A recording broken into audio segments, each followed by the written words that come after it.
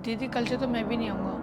Mummy की तबीयत ख़राब हो रही है ना, उनको हॉस्पिटल में भर्ती कराना है। मम्मी ने कहा था कि घर का सारा अच्छे से काम करके आपको हिसाब देने के लिए, तो इसलिए पैसे चाहिए थे। तो नहीं आओगे तुम कल से? हाँ दीदी, मम्मी की तबीयत ज़्यादा सीरियस होती जा रही है। पर बेटा मैं तुम्हारी मम्मी का हिसाब तो कर देती, लेकिन मुझे तो पता ही नहीं है कितना हिसाब करना है उनका। दीदी आप उस चीज़ की टेंशन मत लीजिए, मुझे सारा हिसाब याद है। सब पता है तुम्हें? पता भी है कितना हिसाब करना है तुम्हारी मम्मी का? पूरे पिछले 3 महीनों का हिसाब वैसा ही है। हाँ दीदी, मम्मी ने कब कब छुट्टी करी है मुझे सब याद है, कितने पैसे कटने हैं ये भी याद है मुझे। अच्छा। हाँ दीदी, इस महीने का 3,000 रुपये और पिछले महीने का 872 रुपये, तो पिछले महीने का 1,982 रुपये आपको देने हैं मम्मी को। टोटल मिला के हो गए 13,054 रुपये। घर से पूरा कैलकुलेट करके आए हो? हाँ। नहीं नहीं दीदी, मैंने यहीं पे कैलकुलेट किया है। यहाँ पे कैलकुलेट किया है?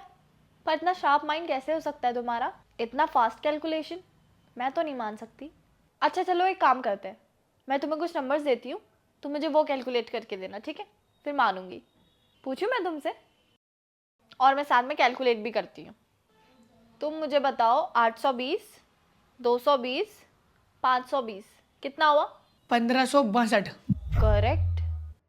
अब तुम मुझे बताओ 621 प्लस 960 प्लस 111 कितना हुआ?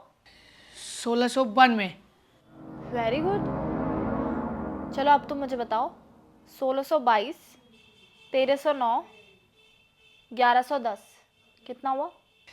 दीदी 4,041 रुपये। करेक्ट। बेटा तुम्हारा माइंड तो सच में बिल्कुल शार्प है। इतनी फास्ट तुम कैलकुलेट करके बता दे रहे हो, ये सब कैसे? तुम्हारे पास पढ़ाई करने के लिए भी टाइम नहीं होता होगा, तो तुम कैसे करते हो ये सब? दीदी लोग हमें ऐसे देखते हैं जैसे हम दिखते हैं, लोगों को ये नहीं पता हम क्या कुछ नहीं कर सकते हैं। वैसे ही मैंने करा, मेरी मम्मी चाहती है मैं अच्छे से पढ़ाई करूं, इसलिए वो आपके घर पे काम करती हैं। मेरा मन करता है मम्मी आराम से घर पे बैठ के आराम करें। पापा के गुजरने के बाद मम्मी को ही घर चलाना पड़ता है। कभी कभार तो घर पे खाना खाने के लिए भी राशन नहीं होता। मुझे ये देख के बहुत बुरा लगता है दीदी, पर मैंने सोच लिया है मैं बहुत पढ़ाई करूँगा, बहुत मेहनत करूँगा और अपनी मम्मी का नाम ना रोशन करूँगा। एक मिनट, मैं भी आई।